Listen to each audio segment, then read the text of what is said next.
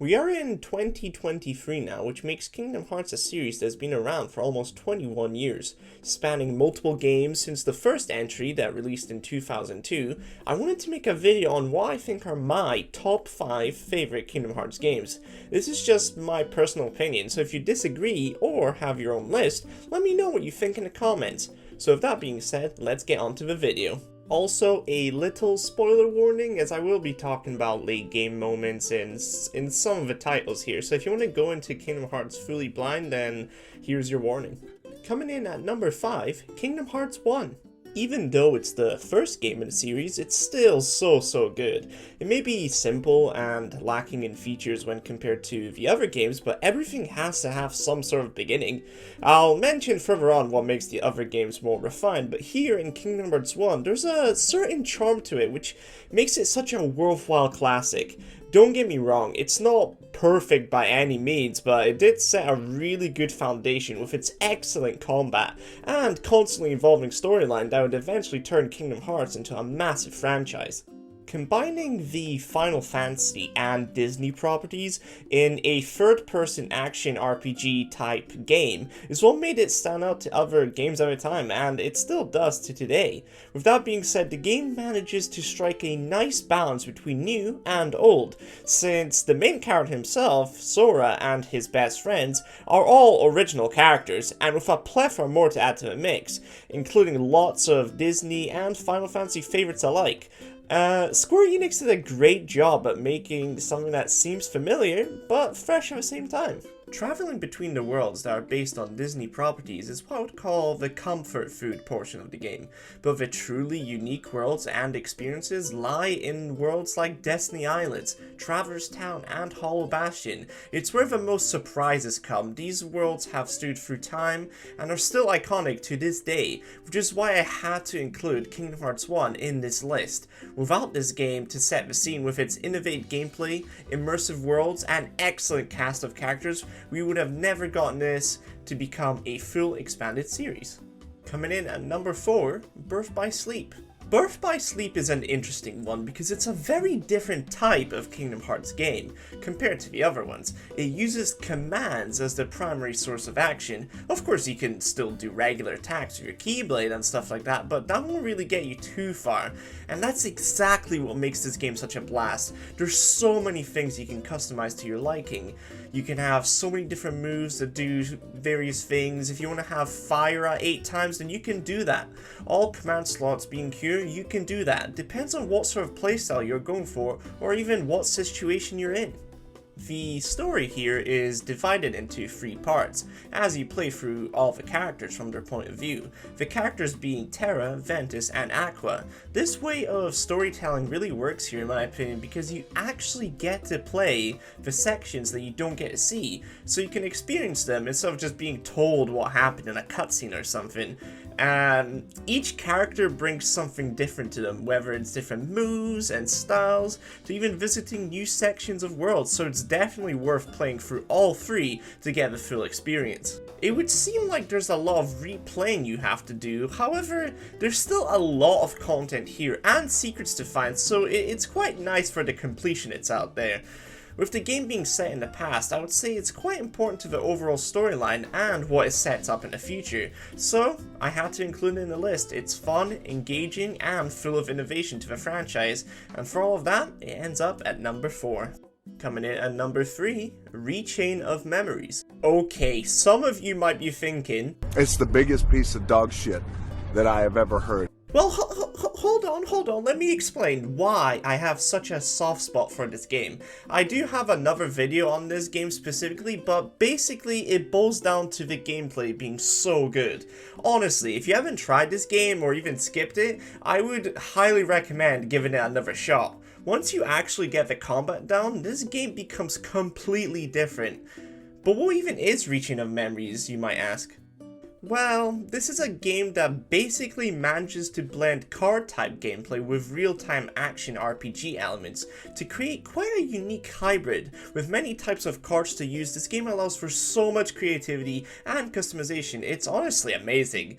Unfortunately, a lot of the criticism for this game comes under its difficulty, and probably a lack of a proper tutorial, and other things that I won't cover here, but I'll admit, it does have a rocky beginning, and that can be very frustrating. I know it was, personally, for me. So why is it that I ranked this game higher than the previous two? Well, it's a combination of the story and the card-based gameplay. I'll start with the fact that this is the introduction of the organization, so that creates some awesome moments consisting of Larxene, Axel, and some of the other featuring characters. And at times, it can even get pretty emotional. Also, this game is very important to the storyline, I would say, so setting up both the organization and serving as the in-between to Kingdom Hearts 1 and Kingdom Hearts 2, and by the end, it also builds up to Roxas getting revealed, so it's definitely worth seeing this game through to see what the story is like. The actual gameplay here is great as well. Just to be able to play with your own deck and find your own strategy is what makes it such a worthwhile experience for me. After playing for a while, the game does get a lot easier once you know what works and what doesn't. It got to a point where even Proud was too easy, so I'd say if you stick by it, the game becomes a lot more fun, which is why I put it here at number 3. Coming in at number 2, Kingdom Hearts 2. Slightly controversial take here, maybe, potentially, but let me explain why this game is number 2 for me, considering most people, I would wager, would place this title to be the best in the series. And don't get me wrong, I thought that as well. Up until Kingdom Hearts 2, and even a couple games after, I thought the same thing. Everything from the first game and some of the other ones were improved here. The gameplay, the story, and even the worlds.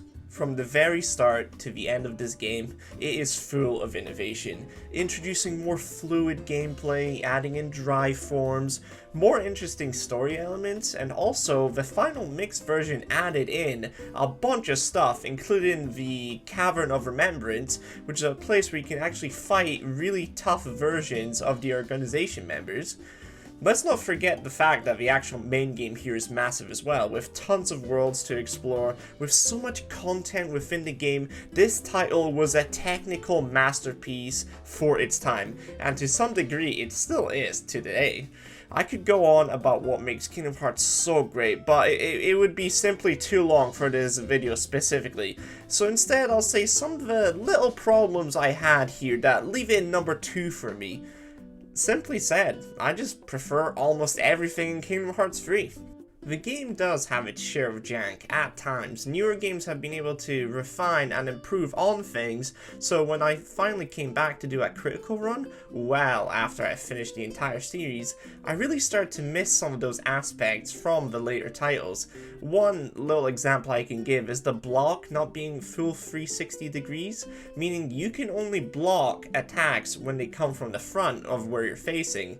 There's a bit of a leeway here, but for fights like Lingering Will, I really needed it. At times, I felt like these and a bunch of other small things put it slightly below at number 2 for me, but it's still an amazing game, and until KH3, it was by far the best. I would not judge or question anyone putting this at their number 1, because nostalgia factors and other things, it really is just a preference, and for me, this game stays at number 2. Coming in at number 1, Kingdom Hearts 3. This, in my opinion, is the best Kingdom Hearts game. The gameplay is the most fluid and deep of all the games, and say what you want about the story or its direction, but the fact is, it was the conclusion to an epic saga that lasted so many games, and I think it was just about the best it could have been. Just as a little backstory to explain myself, I got into Kingdom Hearts by the end of 2019, around Christmas time, just before Remind came out, and by the time I actually got around to playing Kingdom Hearts 3, everything to do with the game and the franchise was out, so unlike a lot of fans, I wasn't there waiting all those years since Kingdom Hearts 2's release back in 2005 to see another mainline title. I think this is what ultimately shaped my opinion, as everything was just out by the time I got around to playing it. Besides all of that, I truly believe the main game is a lot of fun here, with all the Pixar worlds that finally got added into the franchise for the first time. The worlds were bigger and actually had some really nice explorative features because of that, especially the Pirates of the Caribbean world. You can tell the team put a lot of heart and dedication in making unique experiences, and it paid off massively. I already thought the main game was good enough, being both deep in gameplay and actually interesting to play, but when Remind came along, it was a total game changer.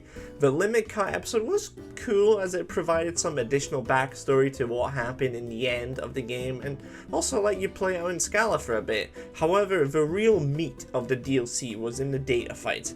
Expertly crafted boss fights create for some truly unique challenges. Everyone felt so different. You actually had to try and fight your best to your abilities. And lastly, the secret episode is honestly one of the best boss fights I've ever played, and what it sets up for the future of Kingdom Hearts is honestly way more exciting than any other Kingdom Hearts game has done up until that point.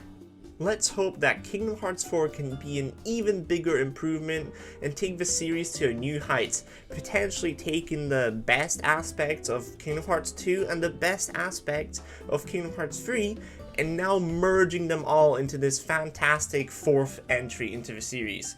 But what do you think of this list? Do you agree? Disagree? Let me know down in the comments. And as always, if you got to the end of this video, then thanks a lot, as it means a lot to me. Please consider leaving a like and subscribing too. And yeah, with that out of the way, I'll see you guys in the next video. Bye!